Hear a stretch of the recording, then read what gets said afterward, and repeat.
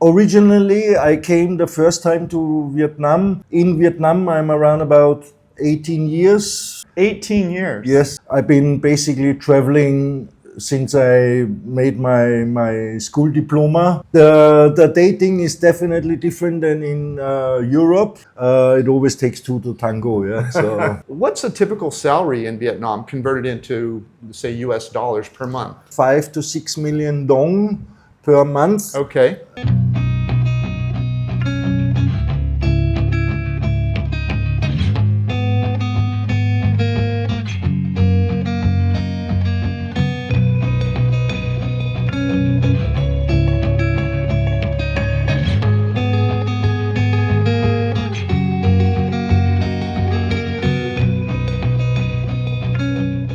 This is Dan of Vagabond Awake, and today we're lucky to have Alexander the Great. Just Alexander is okay. Okay. So we were wandering down the street, admiring this gorgeous architecture of this building, and we saw an expat out front, and we approached him and started chatting with him, and he's got a great story. So welcome, Alexander. It's great to have you here. Thank you very much to be on your channel. Yeah. Really nice that you guys dropped by. Yeah. And we love your food. We had breakfast. Delicious. Thank you. So where are we sitting in the world, and where are you from? Let's start with our location here. Okay. This is the Timehouse Bistro. Okay. We are more or less in the close to the city center, around about 10 minutes walking distance from the beach. Yeah. Myself, I am from Austria, close to Vienna. And this is what I call my home. So how long have you, and we're in Nha Trang, Vietnam, right? Yes. And yes. How long have you been here? Here in Nha Trang itself, we have the Time House 8 years now coming up. Right. In 1st of July. Myself, in Vietnam, I'm around about 18 years, somewhere around this ballpark. 18 years? Yes, sir. Wow. Yes. But Nha Trang for 8. And you were in other parts of Vietnam before yes, that? Yes, correct. Where else have you been? Originally, I came the first time to Vietnam to Dalat. Okay. So little did I know about Vietnam history and locations of the cities. Right. I had a really nice introduction into Vietnamese culture and way of doing business and understanding the people. After this, I went to Hue. Okay. And from there, I went then to a small fishing village. It's called Long Hai. This is down by Barrier Vung Tau. Okay. Close to Saigon, about an hour car drive away. Okay. And from there, I moved then up to Nha Trang, but not into the city, but out of the city to Ninh Văn Bay, it's called. This is from here, from Nha Trang city, around about a half an hour motorbike ride from here, and then another 40 minutes with the boat. And so you've been all over Vietnam for 18 years. Yes. Wow, so you really know this place. Yes, I've been basically traveling since I made my school diploma, took my backpack and traveled once around the world. So how long ago did you leave Austria, and what countries have you been to? I mean, the short story. Yeah, many continents. Yeah. I would say I left, how old was I? Maybe, let's say around 20. Right. I would say late teens. Yeah. And I worked in Europe, Switzerland, Germany. I worked on Bermudas. I worked in America, New Orleans. I worked in Burma, Myanmar, in Vietnam. And then the rest I was traveling, like India, Philippines, Thailand, traveled in America a little bit. So it's part of my way of living. You are not a citizen of well, I'm sure you have your citizenship in Austria, but you're a citizen of the world, aren't you? Yes. I see basically the world as a circle, so you go in one direction and sooner or later you will come back home. That's great. Yeah, so, and yet so much time in Nha Trang, continuous for 18 years. Is it for business or pleasure, or what is it about Vietnam that had you land here for so long? For me, I enjoyed and still enjoy the drive of the Vietnamese people. their, let's say, happiness, friendliness, but mostly their drive to do better than, let's say, the day before. They always want to advance, they always want to try new things, they always want to improve. They never stand still. And this is something what I, in the professional life and also in the private life, enjoy a lot. That really sends chills down my spine. Honestly, I have Vietnamese friends in the US, and they're some of the most centered and ambitious, if you can combine those two, in the world, of people I know. And so it's not surprising that you admire that and that that's why you're here. What about Vietnamese food? Are you a fan of that? I enjoy the Vietnamese food because compared to the Austrian food, here the Vietnamese food is adjusted to the temperatures. So when you eat your fresh spring rolls, when you eat your fresh seafood from the beach, when you eat the vegetables and fruit from the lot, it can't get any fresher, it can't get any tastier. And what I also enjoy in the Vietnamese kitchen is that you can taste all the single ingredients. Compared to, let's say, a Thai kitchen or a Filipino kitchen. Here in Vietnam, you still can taste every ingredient in the food. Absolutely. It's one of our favorite foods in the world. Honestly, we love it. And it's healthy. And it's mostly. It is healthy, isn't it? It's easier to maintain your weight here. Correct. And to digest, and as I say, with the heat, it's suitable for the body. So 18 years here. Have you done any dating? Yes, of course. The dating is definitely different than in Europe or in America or in the Western world. Let's keep it like that. Here, usually you don't go alone on a date. You always have some friends with you, or somebody will tag along, what is normal, until a relationship is formed and everybody knows a little bit who the opposite is.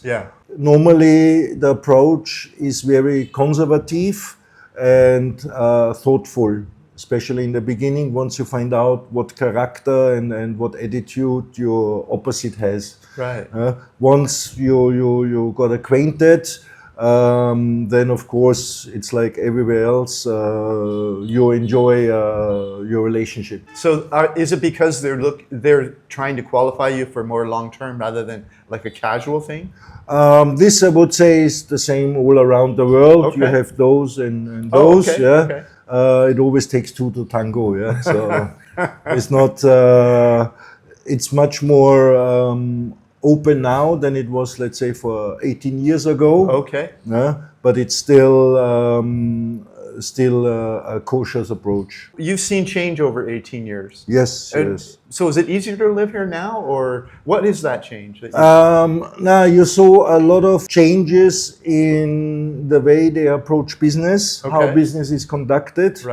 You see a big change for me was the digital development in Vietnam. When we're looking at now at 2025, this is all stories from the past. Now you have internet everywhere. In the contrary, the country here is now pushing the digitalization, everything from driving license to paperwork to visas to business to private matters, health insurance or hospital visits, etc.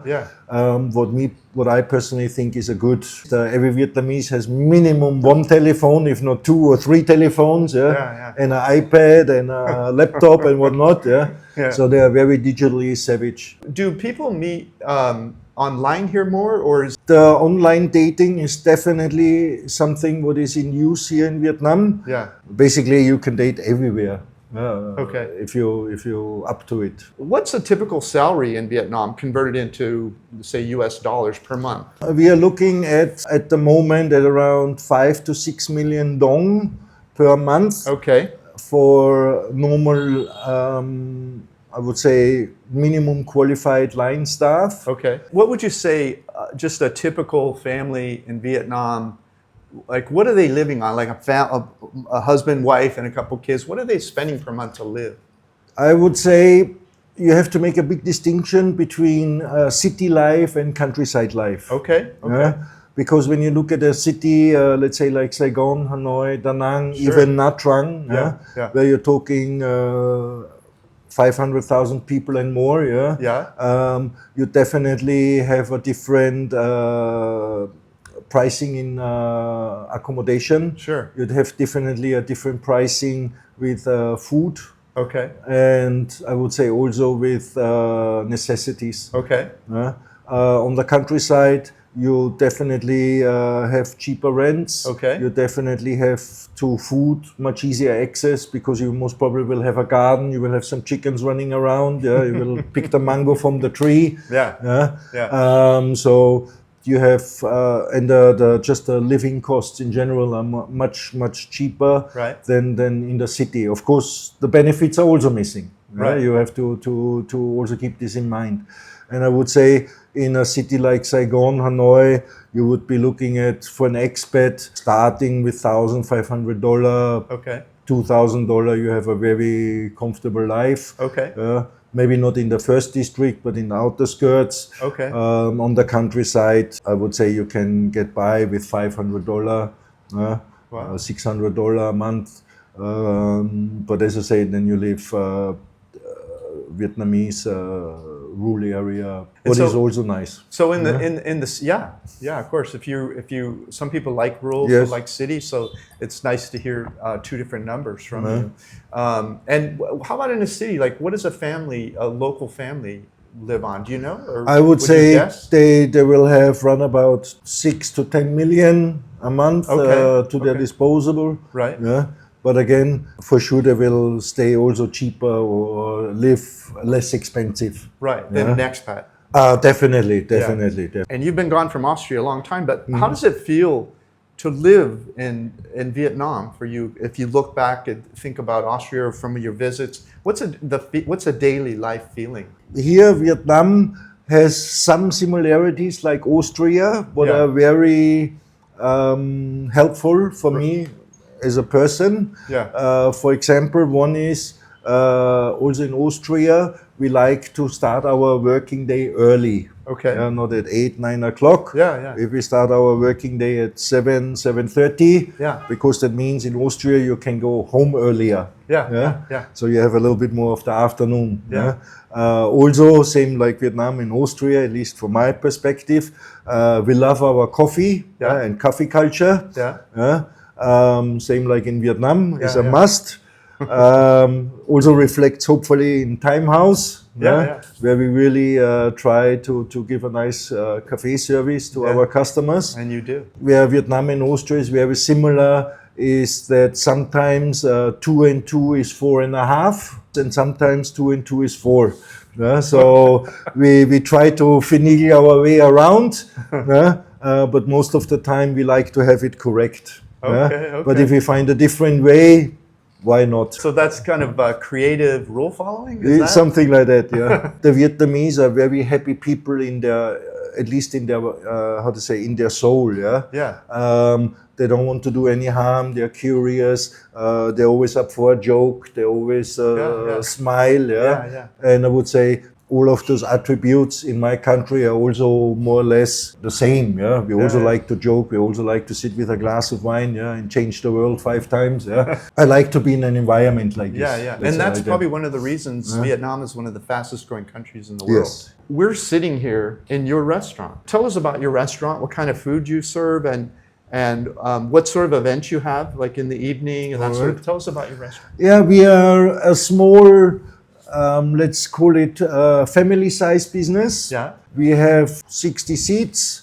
We are a small bistro with a bar where we usually have during the day and early nights we serve food, breakfast, lunch, dinners.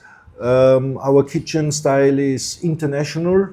We have Vietnamese food on the menu. We have the regular items on the menu. And we have some country-specific dishes on the menu, so there's enough to choose from everybody. We usually do in terms of events.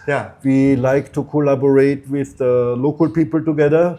Doesn't matter if it's inviting a chef or musicians or entertainers, Yeah. DJs, whatever it is. Yeah. We see ourselves as a little bit the living room of the expat and Vietnamese community in Nha Trang. Yeah. This is also due to our location, since we are not in the middle of the tourist area. Right, right. So we are a little bit tucked away. And you also have a pool table, and you have a co-working space on Correct, your correct. second floor. Yes, it's a beautiful correct, place. yes. We have a co-working space for digital nomads, Yeah. if they want to come. We have the co-working space and the restaurant open from 7:30 a.m. until midnight, 1 o'clock, Right.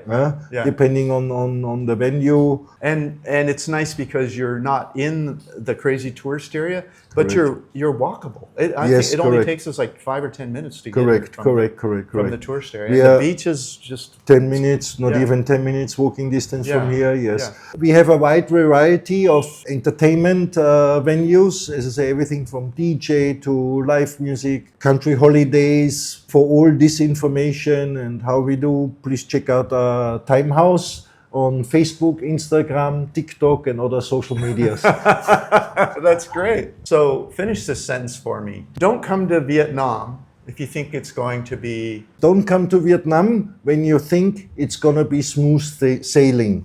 Yeah? Come to Vietnam Yeah? when you want to use your width and you're are not afraid of changes and never standing still. Well, Alexander, it's been enjoying knowing you, and it's been fun chatting Thank with you you. very and, much. Thank you. We're delighted to have Yeah. you as a guest. So Thank you. thanks Thank you for on. coming to our place. And I also wish you all very nice traveling still around the world. Yeah. Goodbye, everyone. Bye-bye.